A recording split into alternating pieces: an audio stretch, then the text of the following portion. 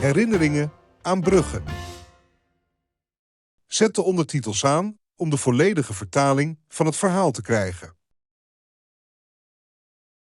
Herinneringen aan Brugge. Hallo, ik ben Bart.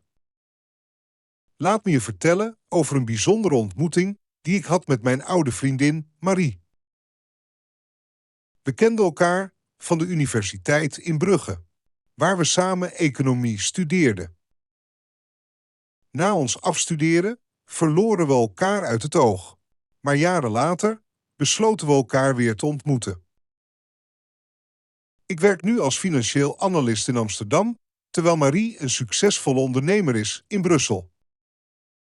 We hebben altijd een gemeenschappelijke interesse gehad in fietsen en dat is een onderwerp waar we vaak over praten. Op een zonnige zaterdagmiddag ontmoeten we elkaar in een gezellig café in Brugge. Het café was klein en knus, met houten tafels en een warme sfeer. Ik was al binnen en zat aan een tafel bij het raam toen Marie binnenkwam. Marie, wat geweldig om je weer te zien. Hoe gaat het met je? Bart. Het is zo lang geleden. Het gaat goed, druk met werk, maar goed. En met jou? Ook goed, druk met mijn baan in Amsterdam. Maar ik heb echt uitgekeken naar deze ontmoeting. Het is zo fijn om weer bij te praten. Weet je nog die lange nachten in de bibliotheek, studerend voor onze examens? Ja, die waren onvergetelijk. We hebben zoveel gelachen en gestrest tegelijkertijd. En die fietstochten door de stad om even te ontsnappen aan de studie? Absoluut, dat waren geweldige tijden. Ik fiets nog steeds veel in mijn vrije tijd. Doe jij dat ook nog steeds? Zeker, ik probeer elke week een paar keer te fietsen. Het helpt me om te ontspannen en mijn hoofd leeg te maken. Heb je nog steeds die oude racefiets? Ja, die heb ik nog steeds. Hij is een beetje versleten, maar hij doet het nog prima. Misschien kunnen we binnenkort weer samen fietsen, net als vroeger. We bestelden koffie en begonnen te praten over onze tijd op de universiteit. We lachten om oude herinneringen en spraken over ons huidige leven. Dat waren mooie tijden. Ja, dat waren geweldige tijden. Weet je nog die keer dat we een hele nacht doorhaalden om een project af te maken? We waren zo moe, maar het was de moeite waard toen we de hoogste cijfer kregen.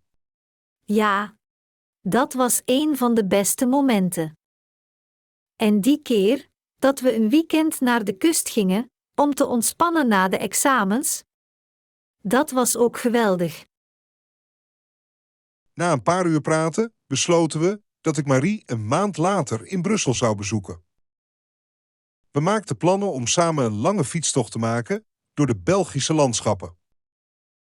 Een maand later reisde ik naar Brussel. Marie stond me op te wachten bij het station. We begroetten elkaar hartelijk en gingen meteen op pad voor onze fietstocht. Ik heb echt uitgekeken naar deze tocht. Het is zo mooi hier. Ja, België heeft prachtige fietsroutes. Laten we genieten van de rit.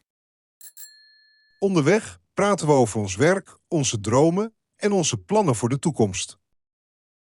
Het was alsof de tijd stil had gestaan en we weer die jonge studenten waren die samen de wereld verkenden.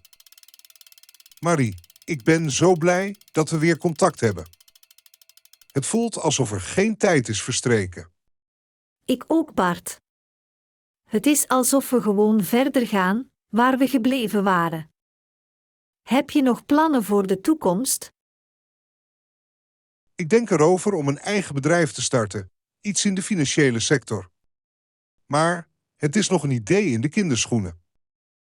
Ik wil mijn bedrijf uitbreiden en misschien een paar nieuwe projecten starten.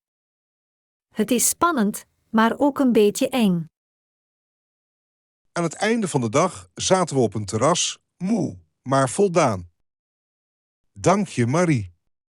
Vandaag was echt top. Dit moeten we vaker doen. Zeker weten, Bart. Laten we contact houden en de volgende keer kom ik naar Amsterdam. We proosten op onze hernieuwde vriendschap en maakten plannen voor onze volgende ontmoeting. Terwijl de zon onderging, wisten we dat onze band sterker was dan ooit.